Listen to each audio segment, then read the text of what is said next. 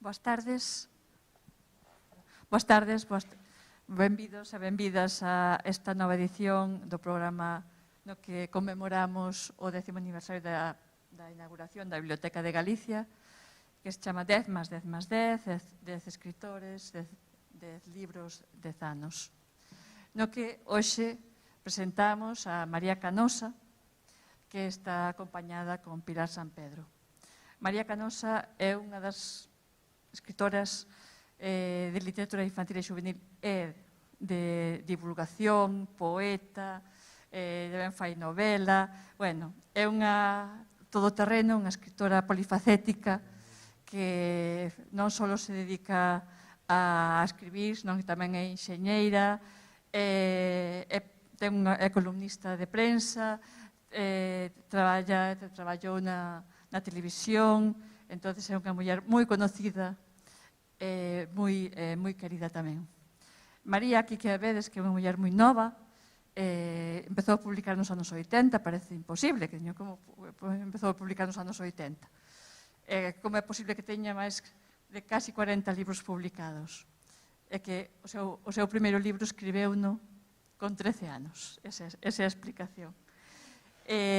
Entonces, acaba de publicar 2 libros este mes, un de divulgación científica que se chama Pingas Científicas, e outro libro tamén de literatura infantil e juvenil para menores de 9 anos que se titula As pombas de Bastián.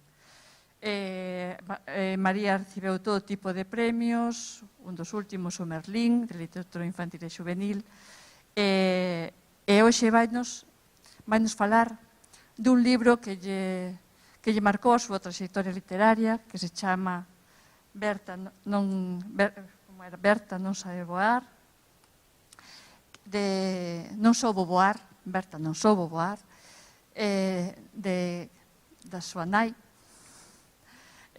Concha Blanco, que é un libro que tamén marcou a unha xeración de nenos e nenas e tamén de docentes. E falando de docentes, a María vai na acompañar Pilar San Pedro. Pilar San Pedro foi profesora, é activista cultural, durante toda a súa vida profesional, ademais, non só traballou en distintos centros educativos en primaria e secundaria, senón que tamén estuvo cunha intensa actividade en bibliotecas escolares, na Consellería de Educación. E ahora que se xubilou, que iba a baixar a súa actividade, dixo, vou baixar a miña actividade, pero non é verdad, porque é unha activista entusiasta da cultura e colabora, entre outras asociacións, co Ateneo Compostelán, con Gálix e coa Fundación Neira Vilas. Entre as dúas, vanos falar de Berta non soubo voar, da trayectoria de María Canosa. Solamente me queda desexarlle a María que siga facendo eso que un día me dixo, que me pareceu moi bonito, que escribe para soñar e soña para vivir. Eso espero que siga facendo. Grazas.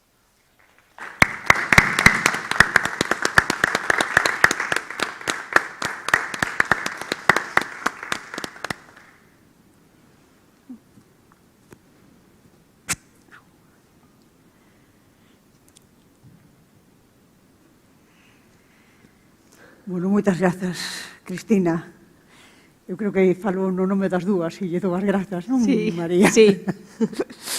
Grazas e comezamos. Eu non sei se queres comezar ti falando dese libro, non? Que tivestes que escoller como para esos 10 anos, 10 autores, 10 libros, pois non sei se queres comezar falando do libro de Concha Blanco ou queres que eu podo facer unha pequena presentación de María, non? A parte do que comentaba a Cristina, realmente é chamativo, eso a pesar da xuventude, non só ten casi 40, senón eu creo que casi 50 obras, non? Entre as que están asinadas só por ela e as que fixo en compañía, porque é unha muller que se lle dá ben eso de compartir pluma, pois as que fixo con outras persoas, con Jorge Mira, con Concha Blanco, con Quique Gómez, por exemplo, pois a verdade é que xa debe estar moi pertiño dos 50. E agora que xa tes ben o micrófono, podes comenzar ti a falar se queres do libro.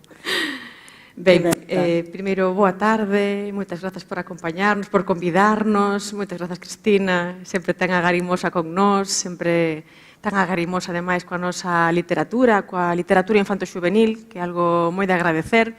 Quizáis por iso me fai moita ilusión tamén estar aquí, nesta casa, reivindicando algo que levamos toda a vida reivindicando tanto Pilar como a min, que é o valor e a necesidade dunha literatura infanto-xuvenil galega. Pero, curiosamente, o libro que traio hoxe para comezar e que me marcou moitísimo non é un libro de literatura infanto-xuvenil, e quizáis me marcou por iso. Berta non soubo voar, a primeira novela de adultos que escribiu a miña nai, Concha Blanco.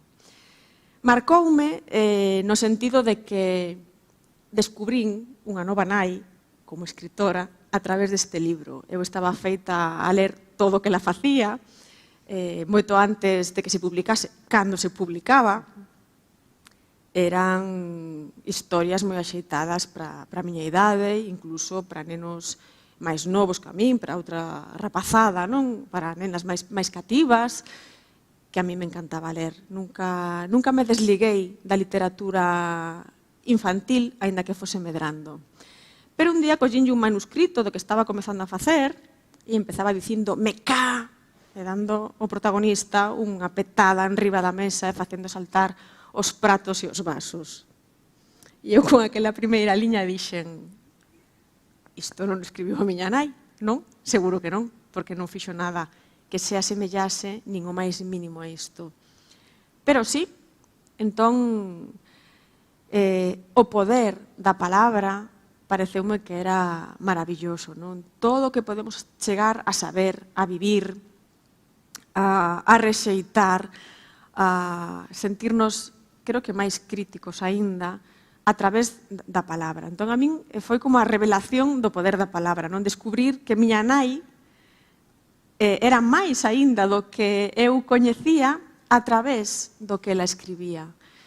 Sorprendíame que fose quen de escribir unha historia tan dura que non se parecía en nada ao que ela vivira, por sorte, e que o facía tan ben, non? Como mo chegaba a transmitir a min, sen vivilo ela, sen vivir nada parecido. Entón, era como dicir, isto é escribir, non? Chegar a crear un universo polo que ti escoitas, polo que ti ves, polas túas experiencias, por outras alleas a ti, pero que chegas a facer túas, porque te involucras coa xente.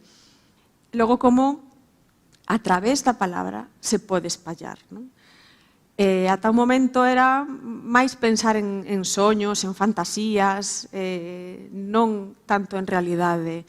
E pasoume un pouco que me pasaba tamén con outro libro que tamén me marcou moitísimo, Cousas da vida, de Castelao, que para min tamén foi revelador, é como podemos tratar a realidade, non? Entón, como podemos chegar a denunciar ou retratar simplemente para que os demais fagan a súa opinión do que estamos a vivir. Entroume un pouco de responsabilidade como escritora. Eu aínda era moi nova aínda e aínda escribía dunha maneira moi inconsciente, non case por gozo propio, máis que pensando polo que eu podía chegar a transmitir aos demais, non de pasalo ben, senón os valores que eu podía transmitir. Entón, tanto lendo e vendo a Castelao como a miña nai foi facerme cargo desa responsabilidade que eu tiña como escritora. Claro, non sei que nunca vou poder facer nada semellante ao de Castelao, que tantos anos despois segue vixente e que necesita 4 trazos e 2 frases para retratar a sociedade do momento, que me parece unha xenialidade. Eu isto non o vou facer, porque para empezar xa non sei debuxar nada ben, entón non podería. Pero obrigueime a intentar facer o que fixera a miña nai nese libro, non? Descubrirnos a realidade, involucrarnos nunha realidade, aínda que non sexa que vivimos nós sós, e facerme responsable co que escribía. Entón, por iso elixín ese libro, porque me impactou o comezo moitísimo, pedíalle polas noites a ver se escreves máis, porque quero saber como continúa, non enganchoume totalmente e deixoume igual impactada co final. Entón, foi iso, unha descuberta para min, no sentido do oficio da escrita. Pois sí, porque, entre outras cousas, é o único libro de Concha Blanco que remata mal, non? Eu, revisando a produción dela, xustamente para a escritora na súa terra, non? Hai unhas semanas, vía que todos os libros ela intenta salvar sempre a situación, non? Intenta facer xustiza de alguma maneira, ainda que sexa esa xustiza poética pola que as historias non deben ser inxustas, non? Dice, a xente mala está ben que leve algo, algún golpe, e a xente boa, pois, que sobreviva e que se trate ben, non? E nese libro é tremendo, porque ten un final, o único final dela que é triste, non? Pero, ademais, é un final que non era necesario, non?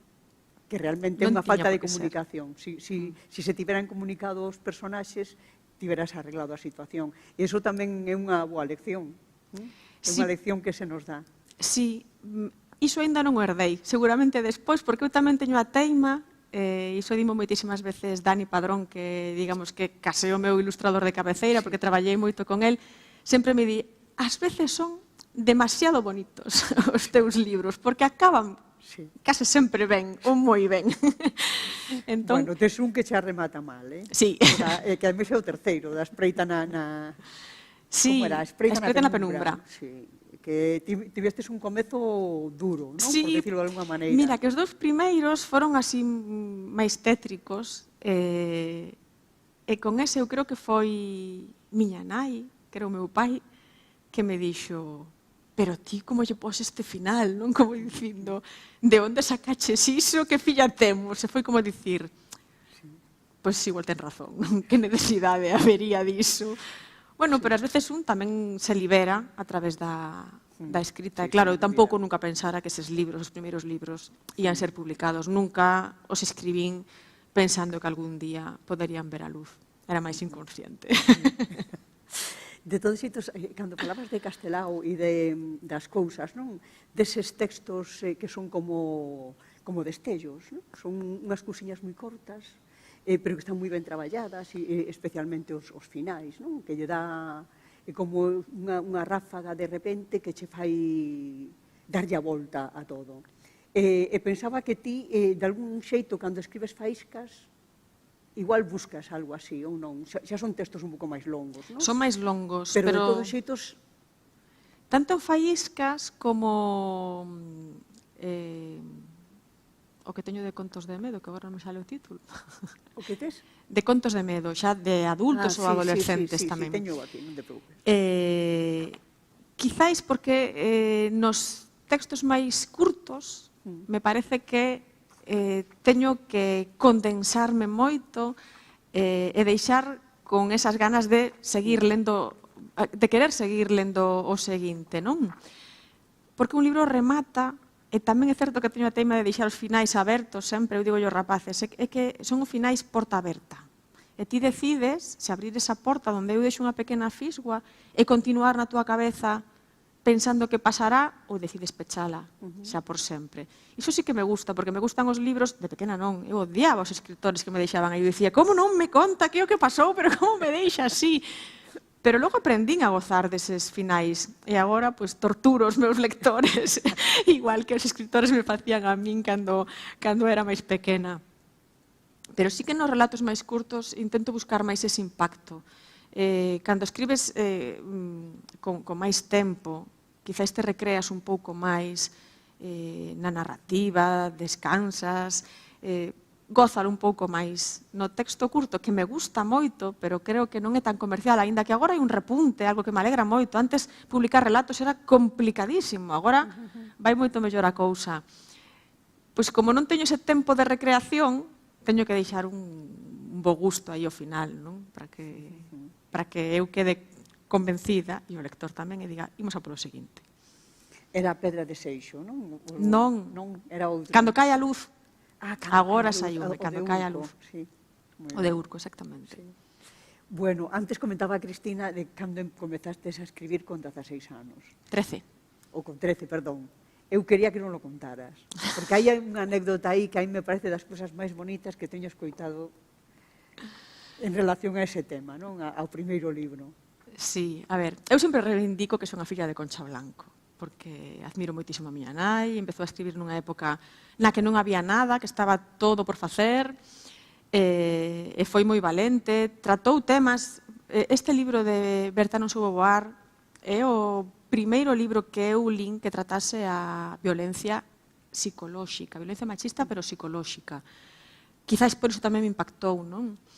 Penso que foi moi valente facendo un libro que ao mellor non tivo percorrido a repercusión que eu creo que merece. E sempre reivindico que son a filla de Concha Blanco, pero sí que é certo que nos comezos pesaba moito ser a filla de Concha Blanco, porque de feito a xente pensaba que eu non sabía escribir, que me escribía todo miña nai e que logo eu asinaba. Entón, gústame moito a maneira que tiven de empezar a publicar, porque ela non tivo nada que ver niso, foi totalmente fortuito. Eu sempre digo que sou unha muller que non é que teña moita sorte, pero que cando a teño moi boa, entón xa me compensa. E tive moita sorte. Porque sí é certo que eu son bastante positiva, entusiasta e non me derrubo facilmente cos fracasos, cando son pequenos fracasos, non?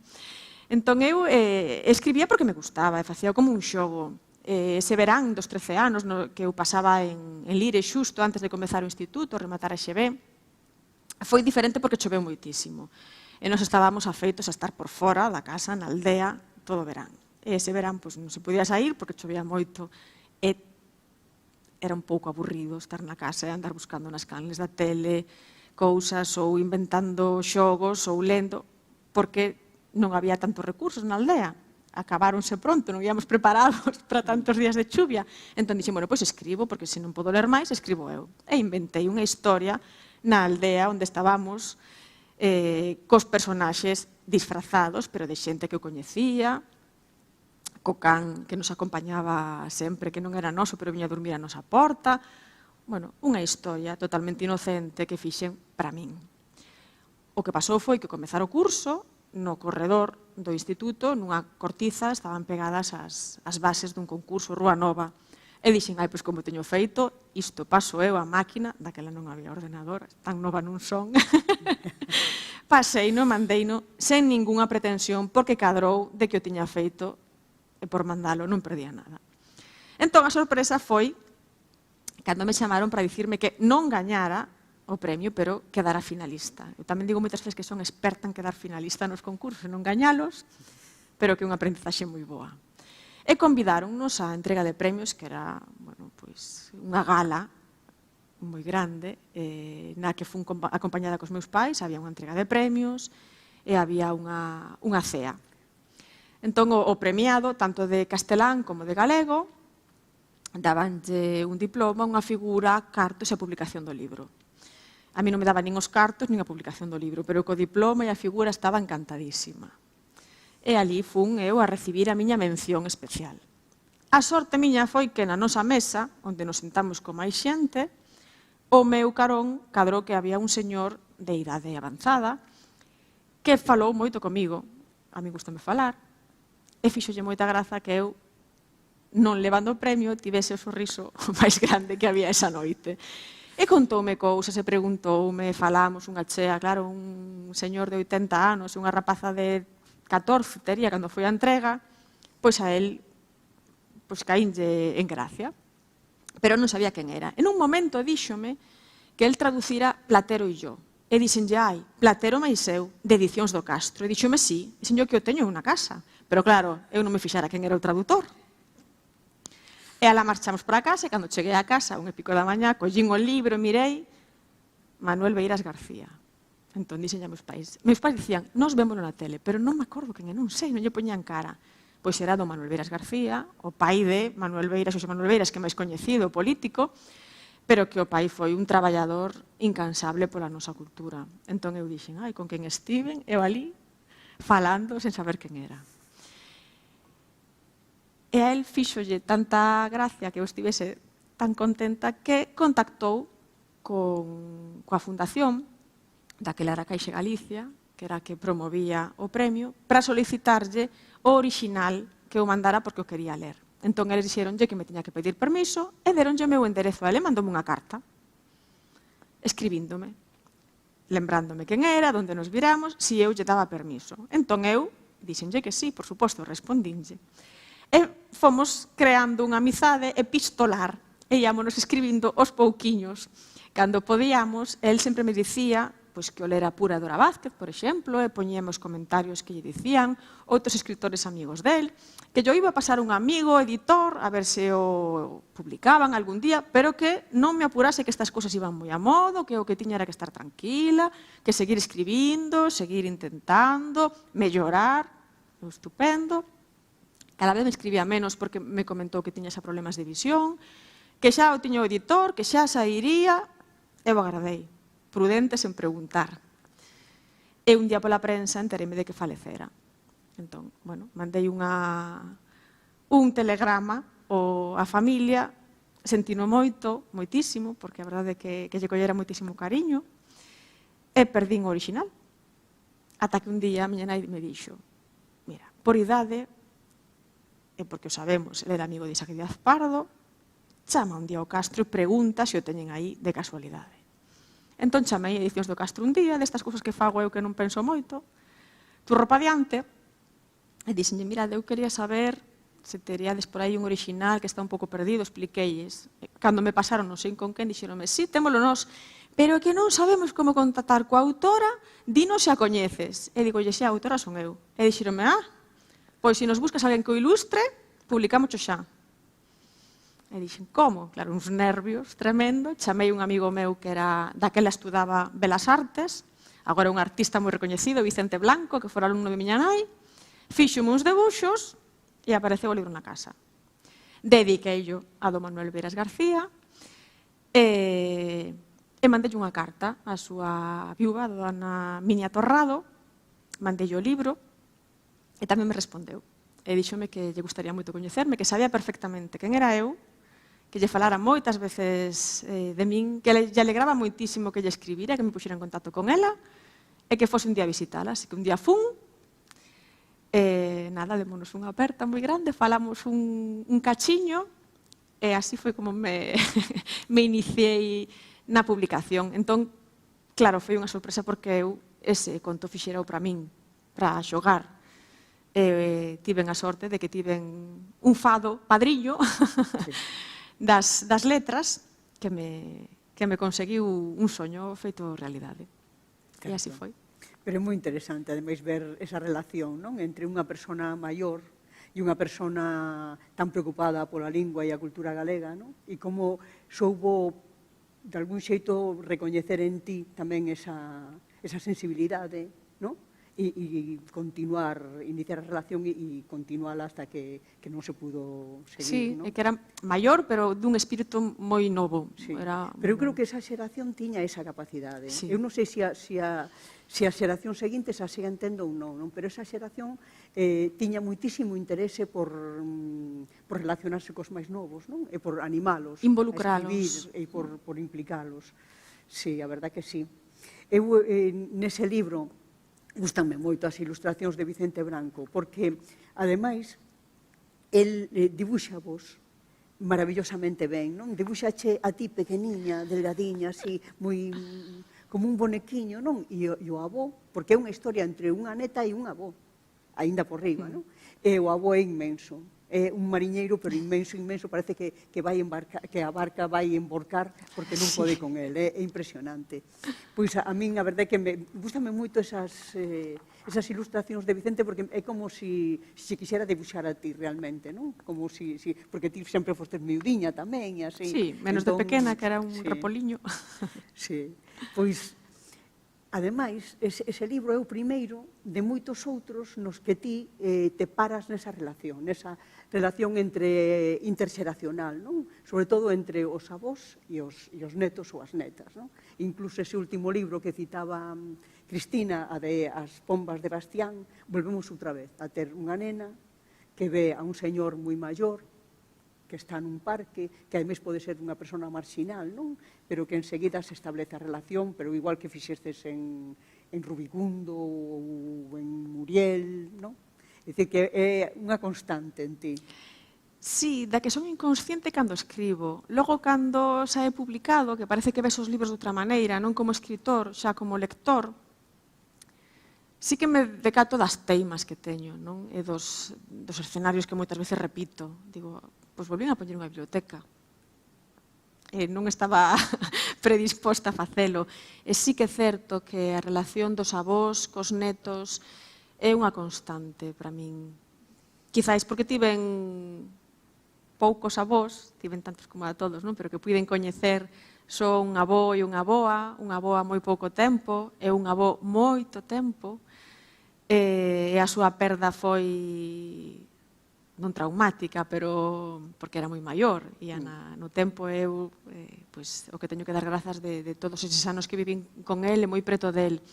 Pero sí que foi unha perda moi sentida, e sentín que perdí a infancia. Perder a categoría de neta, para min foi un cambio de vida. Un cambio de vida. Entón, boteino moito en falta porque era como unha liña invisible que me mantiña atada sempre á infancia, non? E perdelo a él foi soltar moitas cousas, velas dende outro punto de vista, que logo se renovan, porque agora os meus pais máis capais son avós, e volves a velo de outra maneira, non? Pero xa eres espectador, xa non eres parte involucrada. Entón, os libros tamén me axudan moitas veces a reter todo iso que quero que non se vaya nunca máis. Non perdelo. Sí. Pois tamén é interesante eso de que sigas a tua nai, non? De que ela sexa unha escritora, ademais unha escritora que comeza a escribir pola necesidade, por ser mestra, non? Pola necesidade de dotar de libros a aqueles rapaces que naquele momento, rapaces e rapazas que están indo á escola e que non teñen nada en galego, non? E que, polo tanto, non se recoñecen nos libros en castelán e, ademais, parten de que o seu non vale, non? De que non saben falar porque non saben falar castelán e cousas así, non? E o feito de que ti continúes anos despois sin ese obxectivo, por decirlo así, pero que ti continúes, no? Que te mires nese espello de tua nai, que a min tamén me parece moi sorprendente, non? Eu non son docente, entón esa necesidade que la tiña non me compete a min, porque vivo unha vida profesional completamente diferente, non? Pero sí que colleitei ese compromiso que ela tamén ten. Ela primeiro era docente, escribía para os máis novos, para a rapazada que era o seu alumnado, porque o precisaba. Pero xa non é, está xubilada e segue escribindo para eles. Eu iso sí que o herdei e entendino perfectamente. Hai que crear lectores. A maneira, creo que mellor para facelo é nas primeiras etapas da vida. Eu sí que teño ese compromiso, porque ademais eu fui tan feliz lendo os libros que puiden ler.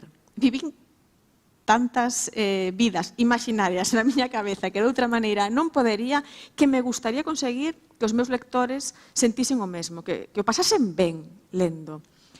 Aínda así, non escribo libros só que pense que lles van a gustar e que o fagan só por divertirse. Sempre conto cousas que creo que deben ser contadas. Poño valores que creo que deben ser expostos e seguidos e amosados, non? Pero sí que escribir para os máis cativos, para a rapazada, sí que é algo que teño moi interiorizado. Porque ademais creo que é unha maneira de que se fagan persoas críticas despois.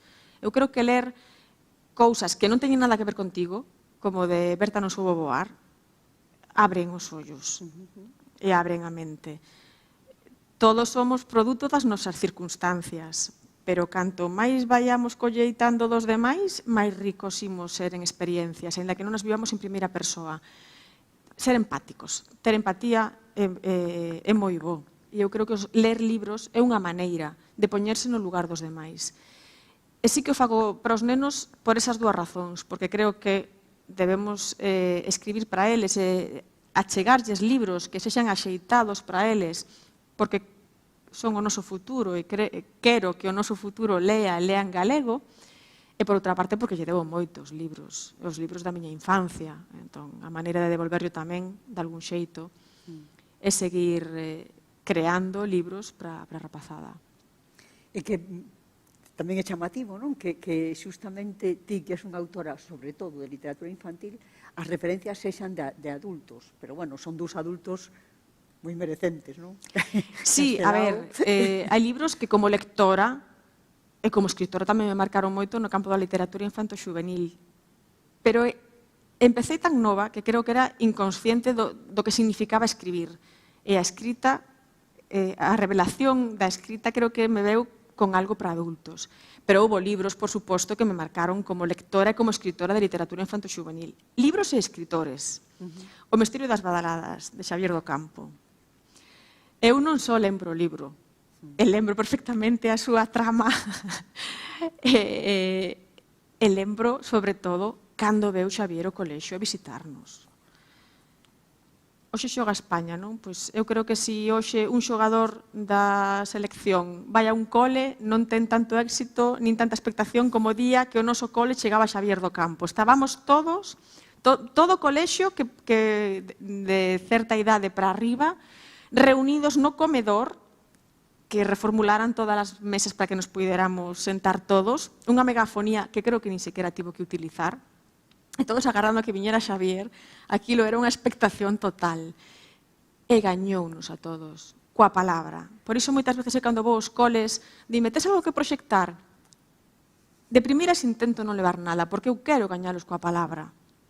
E Xavier gañounos a todos. Eu creo que ata lembro que ese día había sol, que entraba polas raiolas e polas rendixas que quedaban na persiana do comedor, estábamos todos calados como a petos, algo que non se conseguía nunca, e chegou ele e encheu. Encheu o lugar, o espazo, encheunos a todos. E rimos con el. E ese dominio da palabra, esa maneira de involucrarnos. Preguntáronlle, lembro perfectamente, se lle gustaba facer deporte. E el dixo, pero como me vai gustar facer deporte, se cando fago deporte canso? Claro, todos era como, é simpatiquísimo, non? Ou, cando lle preguntamos, un rapaz dixo, mire, é que eu o misterio do final non o descubrín. Entón, podemos explicar? E el dixo, pero, home, como che vou contar a ti se non lle contei nin a miña muller? E todos quedamos non dicindo, o mellor non todos entendemos esa ironía, non? Pero dixemos, é que non lle contou a súa muller, está non lo dicindo a nós, aquí era algo espectacular. Entón, tamén me marcou moitísimo o feito de achegarnos aos lectores. Eu, cando non teño encontros nos centros, botos moitísimo de menos, porque me ensinan moitísimo as lectoras e os lectores a min, aprendo moito con eles, pero que ademais ven o libro e os escritores de outra maneira. Ainda hai un pouco, tiven un encontro virtual, porque este ano foron de outra maneira, e despois de rematar, dicía a profesora e os alumnos, decían, que contentos de saber que es normal. E digo, pero que agardaban de min? Claro que somos todos normais, non? Pero ás veces esquecémonos, sobre todo vendo todo a través da pantalla, quen será esta muller, non? Pois esta muller é unha muller como a ti que en lugar de facer outra cousa, pois deulle por escribir, porque lle gusta moito.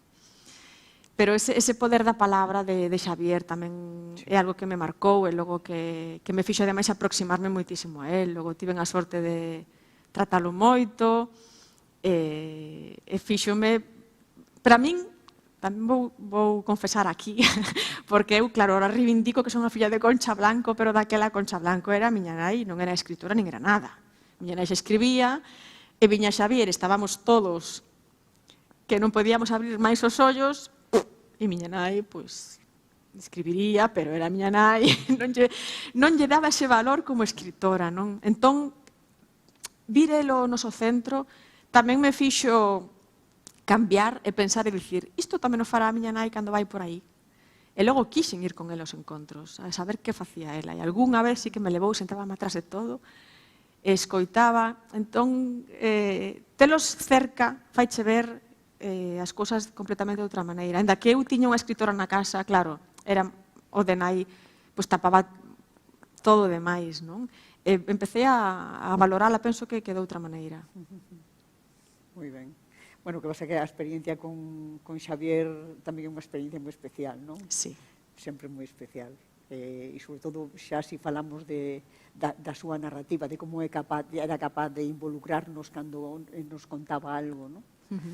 Sobre todo se poñía a contar, porque con estas ironías ás veces a xente non o pillaba e distanciábase, pero cando se poñía a contar unha historia, aí xa todos tiraban coas barreiras e se entregaban. Os sucedidos, que decía el. Sucedidos, sí. Non, sucedidos. Mira, e ti que escribes para rapaces, para rapazada, escribes para adultos, como te sitúas diante de un texto e do outro? Bueno, eu ás veces penso, e quero pensar tamén, porque sou moi romántica, que ás veces as historias veñen a por min.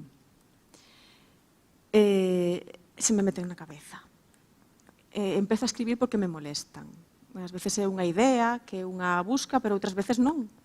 Outras veces pasa algo e alumea, se echa aquí unha luz e está aí molestando. Entón empezas a pensar e darlle voltas, que pasaría se isto, pois o mellor non está ben, pero existe, e como se conta isto, como lle explicamos aos rapaces, ou a idea mesma eu creo que manda a quen ten que ser dirixida, ou as experiencias da vida. Non é premeditado, e non digo, quero escribir agora unha novela para adultos. Non, é que agora teño esa idea na cabeza e non se me vai. E ata que escriba non me vai deixar en paz. E voulle estar dando voltas nos miolos ata que se materializa e empeza a sair. Entón quedo máis tranquila. Eu escribo tamén por necesidade, pero porque me ocupa espazo na cabeza. Por exemplo, O lado do que dormes. Eu non son de berrar, pero necesitaba berrar, porque xa eran moitas cousas, micromachismos, que eu levaba sufrindo moito tempo, dos que moitas veces non fun consciente ata que se acumulan moitos, non? É o límite de fatiga. Pasache unha cousa, é como que te salte unha alarma, pero non te paras a pensar que foi o que pasou. Pero cando pasa outro, dis, isto xa me pasou antes. E xa cuarta, quinta ou sexta vez dis, que está pasando aquí? Entón, eu levaba acumuladas unha serie de experiencias na miña vida profesional que me facían estar incómoda e que me parecían totalmente injustizas. E tiña que berralo, e tiña que dicilo, e tiña que darlles voz ás mulleres como a min. E entón escriben ese libro, que non é unha biografía como moita xente pensa, pero sí que está baseado en experiencias persoais, miñas e das miñas compañeiras, de profesión e de outras profesións, das mesmas idades e de outras idades diferentes. Eu necesitaba contalo, entón empecé a escribir sabendo que isto tiña que ser contado para xente adulta. Era a eles a quen yo quería berrar, a quen yo quería amosar, a quen me quería dirixir. Ás veces non é premeditado, outras veces sí, pero ás veces non é nada premeditado. Eu que sei, cando fixen Acuario, que é un poemario en que cada poema é un peixe ou un animal acuático, sí que pensei nos nenos, porque me apetecía contarlle aos nenos. É un pouco de divulgación tamén, porque son peixes e animais que están polas nosas ribeiras, non? Empecei a escribir porque, falando con nenos pequenos, moitos non coñecían os nosos peixes, non sabían absolutamente nada, nin o que era unha lura, nin unha pescada, nin unha faneca, nin un xurelo. E eu dicía, como pode ser isto? Entón, dixen, este rapaz hai que contarlo. Entón, sí, que te preparas de outra maneira, ese xa era premeditado, tens que buscar o vocabulario axeitado, gustábame facelo rir, pero nunca pasando demasiado da realidade, porque moitos dos peixes acaban comidos e papados, como facemos aquí en Galicia, que comemos, como digo eu, se fomos capaces de comer unha centola coa pinta que ten, comemos calquera cousa. Entón, moitos acaban unha tixola ou unha cazola, e non pasa nada, os rapaces non se asustan. Iso tamén me gusta, provocalos ás veces, tomarlles a medida. Entón, depende moito do libro, do tema, da circunstancia. E do momento. E do meu momento, da circunstancia do meu momento, sí. A mí chamaba a atención cando túa nai decía que cando ela escribira toda a vida infantil, non? E de repente, cando se lle ocurriu poñerse a escribir para persoas adultas, descubriu que era moito máis libre, non? Que non tiñan límites, que aqueles límites que se puxera dende o principio, que sin exteriorizalos de algún xeito, pero estaban aí, os límites estaban postos. E de repente, cando empeza a escribir xa para maiores, darse conta de que é moito máis libre do que era antes, non? Non sei se a ti che pasa iso. Sí, é que como falar agora mesmo. Non teño que pensar que palabras vou utilizar, os temas que che van gustar máis ou menos. Estou cómoda falando con alguén que é máis ou menos como a min. Iso que pasa cando escribes para un adulto, contalo como se o contaras para ti mesma. Cando escribes para a rapazada, é que tes que meterte noutro mundo, completamente diferente. Ás veces faltan referentes, e tes que buscalos. É un exercicio moi bo. De feito, é o primeiro libro que escribín para infantil. Tamén me fixo ser consciente do traballo que hai detrás de escribir para nenos. Eu ia escribindo para a miña idade, porque era máis cómodo, que empecé moi nova e facía novelas infantís, logo xuvenís. Sí. E cando empecé a estudar a carreira, quedei sen moito tempo, porque era unha carreira que tiña que dedicarlle moitas horas de estudo, e entón non tiña tempo para máis, nin para ler moito, nin para escribir moito, pero eu tiña a couza esa de escribir que necesitaba facer algo. Dixen, bueno, pois fago algo para nenos, primeiros lectores, e acabo a xiña, e quito ese nerviosismo que teño de esa ansiedade por escribir. E dixen, por onde empezo? Para rapaces de 4 anos, que rapaz de 4 anos non tiña ninguén na volta desa idade. Se me poñen un de 4 anos diante, non sei de que empezar a falarlle, non sei que preguntarlle para interactuar con el. Entón dixen, ollo, que isto hai que pensalo moito. Tes un vocabulario moitísimo máis reducido. Para evitar repeticións, ás veces non podes nin usar moitos sinónimos. E dixe, que palabra poño agora, non? Pero pareceme un reto, e a min van meus retos literarios. Teñome que empuxar ás veces. Pareceme un reto maravilloso. Difícil, moitísimo máis difícil do que eu pensaba. E entón dixen, a literatura infanto-xuvenil é que hai que valorala moito máis, porque vai a traballón todo isto, non? Entón, gustoume e volvín a recuncar.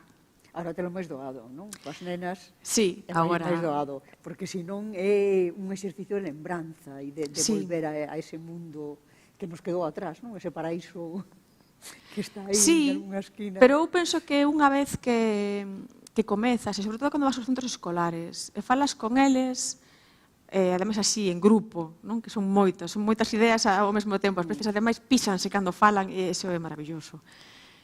Axúdache a seguir nesa liña, non? Eu espero que cando as miñas nenas medren poder seguir escribindo literatura infanto-xuvenil sen problema, non?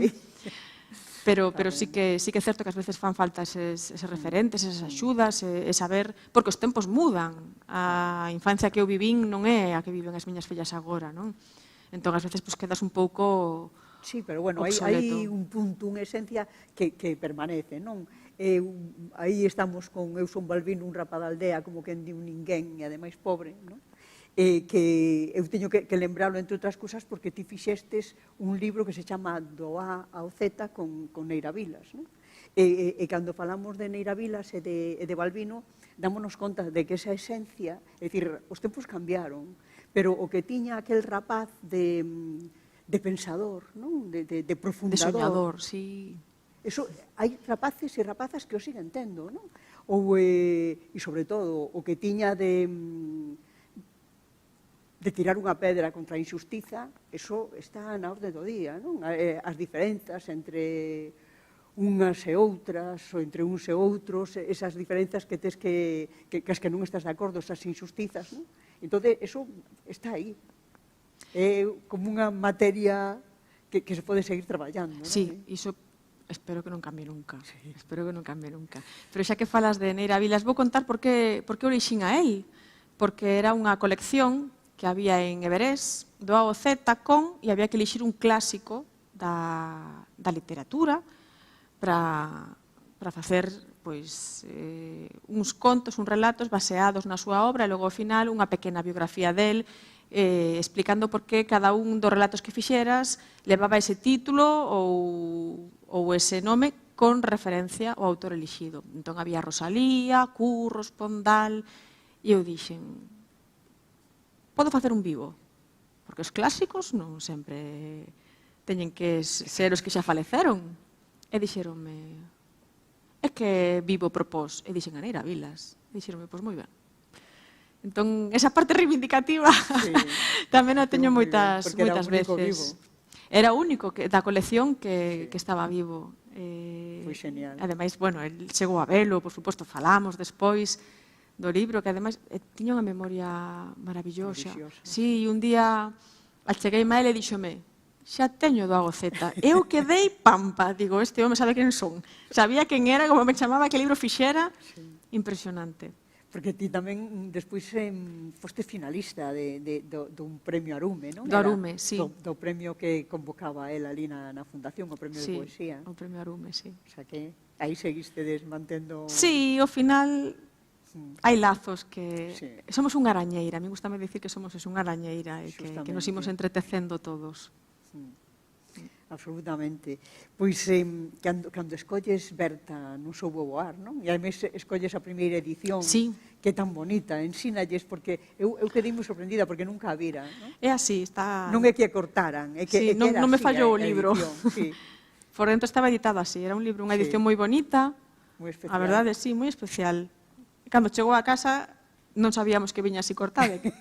Mamá dixo, pero que nos mandan... No, dixo ela, igual nos mandan cortados porque son de mostra. Para min, non, eran todos así. Eran todos así, moi bonita. Que logo este libro, como esta editorial pechou, editouse en Irindo con outro título diferente porque non podía levar o mesmo título, era Berta, que é a que está agora vixente. Pero, bueno, o feito de que ti falabas antes do tema das mulleres, non? E comentábamoslo antes de entrar aquí, non? Como as mulleres seguimos estando donde estábamos e o traballo que nos costa que aparezan, que se vexan, non? E entón, a min gustame que ti escollas un libro xustamente que a protagonista é unha muller, pero tamén me gusta o feito de que a maior parte dos teus libros as mulleres son as protagonistas, non? As nenas. Sí, a maior parte. E sen darte conta, seguramente. No primeiro, totalmente inconsciente, porque, claro, escribino eu era protagonista, non podía sair fora, saía fora imaginando, entón non podía ser outra, tiña que ser eu. As primeiras seguramente tamén, pero porque eu cando lía, convertíame nos protagonistas dos libros, aínda que fosen masculinos. Non tiña ningún problema en ser ese protagonista, non había ningunha traba que me impedise ser o protagonista dese libro. O escritor ou a escritora puxera un neno, pero para min podía ser unha nena, porque eu vivía esa historia sen problema ningún. E inconscientemente, nun principio, as protagonistas eran nenas porque me baseaba en min seguramente, non? E logo, dunha maneira xa buscada, cando mentre esa responsabilidade como escritora, sí que son nenas, e ademais nenas concretas, cunhas características especiais. Cando son nenos, tamén son nenos concretos. Por exemplo, en Muriel, o protagonista é un neno, pero un neno moi sensible, un neno que chora. Claro, un neno chorando ás veces non é o máis habitual. Non entendo por qué, porque choran igual que as nenas, non? Entón eu quería poñer ese neno e amosalo así. É triste, é botando de menos a avoa, e con todas as dúbidas, e con todos os medos, e con todo feliz que se converteu despois. Pero levou un proceso. Entón, interesábame máis que fose o neno que chorase, o que estivese triste, o que botase de menos, e o que pasase medo, e non a nena. No, en realidade é un neno que representa as novas masculinidades tamén, non? Pola sensibilidade que ten e esa capacidade para sentir. Pero o feito, antes citabas, por exemplo, o de outro lado da cama. No outro lado da cama está moi claro ese... O lado do que dormes. O lado de que dormes, non o outro lado da cama, que é unha película. Pois sí. Calquera día dou salto ao cinema. Sí. No, pero xa ves que o meu non é a memoria, pode ser conceptual, pero nunca é memoria de palabra. Pois aí, por exemplo, sí que é moi evidente, non? Sí, é moi evidente, porque é evidente o papel dunha muller con esas dificultades nun traballo onde están acostumados a que sexan os homes os que mandan, non? Sí. Pero, aparte disso, unha muller con fillas que ten dificultades para poder consensuar unha vida coa outra, a vida de fora e a vida de dentro, non? E a min recordoume tamén, quero dicir que eu relaciono con outro libro, co de Marga Tojo, a de Maternidade fora de catálogo, non? Pero tamén ten moito que ver con outros libros que están sendo visibles neste momento, como o de Darío a diario, non? A relación das nais cos fillos e coas fillas, ou o de Oso mamá de María Lado e tal, non? Entón, pareceme que tamén é moi interesante o de ir vendo a realidade desde ese punto de vista, non? E ir mostrándoa. Desmitificando Tamén. moitas cousas, desmitificar, xusto. que era algo que eu tiña claro que tiña que facer. Ese libro, ademais, é premonitorio, porque cando eu escribín, a protagonista ten 2 fillos, e cando eu escribín tiña unha filla soa. Non sabía se ia ter máis ou non. Pero cando saiu publicado, por isto dos tempos que levan as editoras, eu xa tiña as 2 nenas. E víame máis reflectida nese libro do que eu puiden imaginar. Se eu intentei exagerar algo para chamar a atención do lector, quedei curta. E pareceume moi bonito que fose iso, unha premonición do que ia ser a miña vida. Pero que ás veces parece que temos que pedir perdón por contar as verdades, non? Como nais e como mulleres. Eu conto con toda a naturalidade na miña vida cotiá e tamén na literatura. Parece que non podemos estar cansas nunca, que non podemos estar de mal humor, que nos ten que dar o día para facer todas as cousas do mundo e máis aínda porque somos as únicas que podemos facelas. Pois non. Eu, as miñas amigas, falámoslo moitas veces. As que somos nais, parece que somos as malas nais, porque contamos o peor do día, non? Pois, hoxe, mira que me pasou, mira o que me fixo, e rimos. Porque o humor, para min, é esencial, non? Ese libro moitas veces soluciona as cousas con doses de humor, ás veces histriónico, pero humor, non? E creo que é o que nos salva, o que dicía antes, tecer redes entre nós. Ese libro vai de tecer redes entre as mulleres, por moi diferentes situacións diferentes que vivan na súa vida e condicións persoais que teñan, pero están aí para apoiarse, porque é a única maneira de sobrevivir. Ás veces parece que imos ao campo de batalla cando saímos pola porta para fora e a ver que nos imos a topar. Pois como non nos axudemos e fagamos un pelotón, máis complicado levamos. Entón, eu sí que tiña ganas de desmitificar un pouco esa aurea que se pon sempre de santidade ao redor da maternidade. Que eu non me vexo identificada para nada con iso. Gozo moito de ser nai. É algo que elixín. Estou inmensamente feliz coas miñas pequenas, con todos os atrancos e toda a felicidade que me dan. Pero están as 2 cousas. Os problemas, as dúbidas, os medos, as inseguridades, os enfados e a felicidade tamén, porque hai momentos que son de felicidade plena, pero non é eterno, que eu considero que a felicidade non existe. Para min existen momentos felices, pero a felicidade sempre eu non a coñezo, nin creo que exista. Nos contos de Walt Disney. Por iso non me fichou Walt Disney a min. Pero, e cando estabas falando non da necesidade de botar fora e de decir e tal, estaba me acordando do outro título que tes tamén para persoas adultas, o de Disparo, non? Iso é como un pouco recolle a experiencia do paro, non? De alguén que está en paro. É que dicías ti antes, ás veces escribes segundo a túa situación nese momento. Eu tiña que escribir ese libro mentres estaba en paro, porque sabía que o tempo mitiga todo. Se somos capaces de recuperarnos dunha morte, dun ser querido, podemos superar calquera outro tipo de sentimento, non? Eu estaba pasando mal, porque ademais me sentía incomprendida. Esa outra cosa que non me gusta é a condescendencia. Bueno, xa parecerá algo. Bueno, pois cuidas a nena. Que eu necesito máis que cuidar unha nena. Eso enervábame. Entón, tiña que berralo nese momento, porque pasou o día, pasou a romaría. Pasa, todo se mitiga, e non ia ter esa forza para contalo. Entón, eu quería contalo nese momento, que eu estaba sufrindo. que tampouco é biográfico completamente, pero sí que está baseado no que eu sentín, porque para min era moito máis fácil poder exteriorizalo e compartilo se o vivía. Entón, dice, teño que escribilo agora.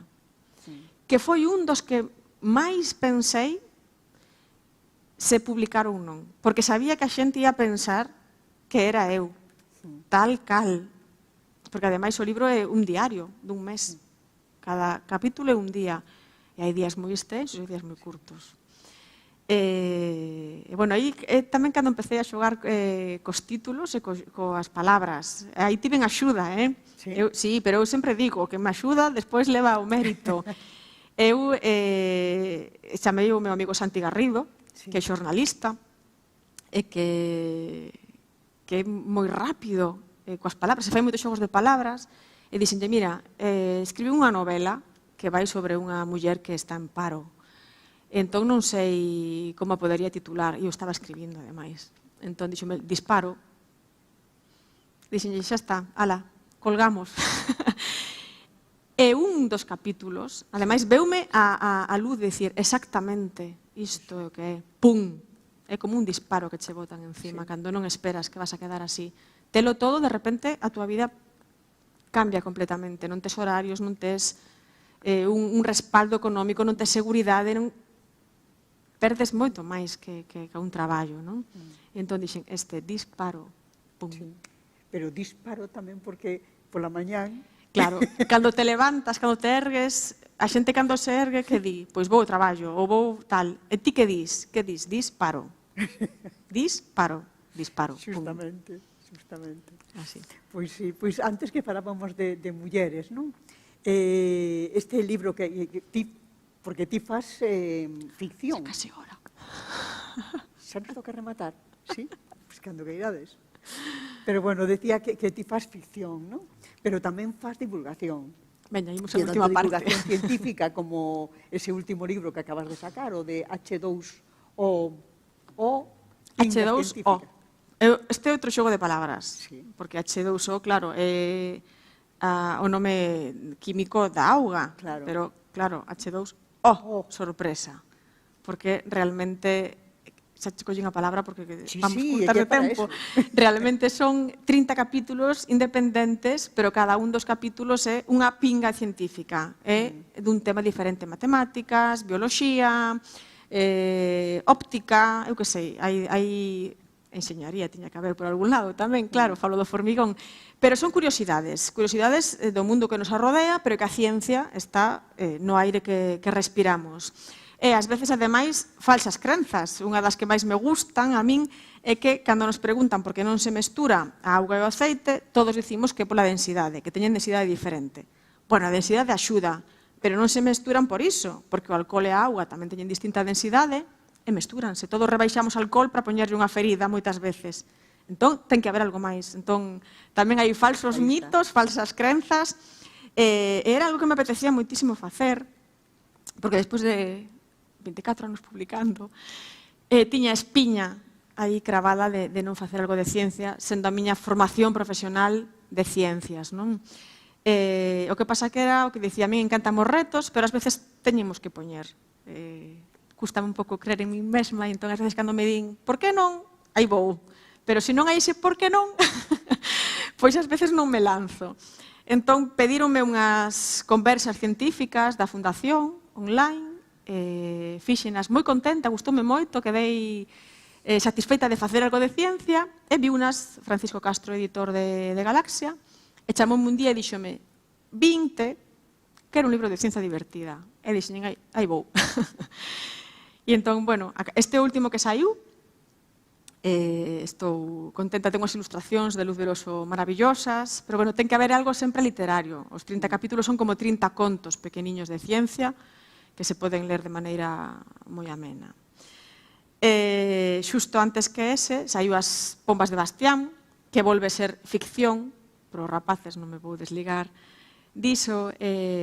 Bueno, é un libro que me gusta moito no sentido de que é un libro que invita a soñar, sempre co respeto aos diferentes, os maiores, pero con ganas de soñar, de que os rapaces sexan independentes tamén nos seus soños e que crean nos seus propios soños. Entón, ás veces reincidir un pouco en teimas que teño, pero que me parecen necesarias. As ilustracións son de Noemí, que había moito tempo que non ilustraba, e estou moi contenta tamén de rescatala, doulle as grazas tamén a Xerais porque me permitiron facelo, e, bueno, porque a protagonista, que é unha nena, de novo, Minia, pois parecese, non sei por qué, un chisco ás miñas pequenas. Pero antes deste, xusto antes, tamén saliu Emilia Pardo Bazán, unha mente poderosa, que tamén é divulgación, non científica, pero tamén é divulgación. E aquí tamén a editora, Bululú, chamoume e díxome: vai ser o centenario, non hai prácticamente nada dela, pero os máis novos queremos que o fagas. Entón dixen, é que nunca fixen unha biografía, aquí xa tive máis medo. Empecé a informarme, claro, porque eu sabía de Dona Emilia algo, pero claro, empecé a ler e dixen, esta muller é un terremoto total, e dixenlles que non me poñía con iso, porque para contarlo, para a rapazada era complicadísimo, se tiña que reducir tanto, quitáballe forza a Emilia Pardo Bazán. E dixome, non, tes que facelo, e tes que facelo ti. Entón, fixemos algo, máis que para os rapaces máis novos, un pouco así para todos os públicos, entre os 8 anos e os infinitos, máis ben. E quedei moi contenta, as ilustracións de Bea Gregores son fantásticas, é unha biografía ilustrada, ten pouca... Bueno, xusto fun a abrir a que máis letra ten, pero non ten moita letra, ten moito debuxo, e quedei contenta. Foi un reto total enfrontarme a unha biografía, sobre todo desta muller, pero, bueno, creo que é necesario. E fixen un pouco de novo pola responsabilidade. Creo que todos, a medida que imos gañando anos, imos gañando responsabilidades tamén. Eu síntome responsable de facer libros ás veces necesarios, non só libros para que eu pase moi ben escribindo, que ao final sempre o paso ben, pero tamén libros necesarios que teñen que estar e que teñen que estar no noso panorama literario. Entón, un pouco agora estou máis centrada na divulgación, por iso, porque tamén yo debo o noso sistema literario e o que eu fun tamén, e puiden aprender por ter libros en galego na nosa lingua. Pois sí, moi ben. Pois nada, se acabou o tempo, imos rematando. Acabouse, sí? Ben, pois, antes de rematar, a min tócame darvos as grazas a moita xente que está aquí e que son amigos e amigas, que cando lles dixen aquilo de gustaríame vervos, non? E elas aí están cumprindo, non? Elas e el. Pois nada, de verdad que me encantou, a mí encantoume velos e encantoume, María, acompañarte a ti nesta conversa, e a verdad que che teño que dar as grazas tamén a ti por terme traído aquí a falar contigo. Bueno, Pilar creo que é a persoa que máis sabe de leaks do país, sabe moitísimo, porque traballou e segue traballando incansablemente. Eu sei no ben porque traballo un pouquiño con ela, pero claro, non lle chego o seu ritmo nin de broma. Así que moitas grazas por aceptar o convite, por acompañarme, por guiarme tamén. Grazas, Cristina, por chamarme aquel día. Bueno, grazas a todos por acompañarnos e por brindarnos este espazo e este tempo aquí para celebrar 10 anos dunha biblioteca que é moito celebrar, así que eu estou encantada de participar tamén nesta celebración. Moitísimas grazas e desculpade que empezamos a...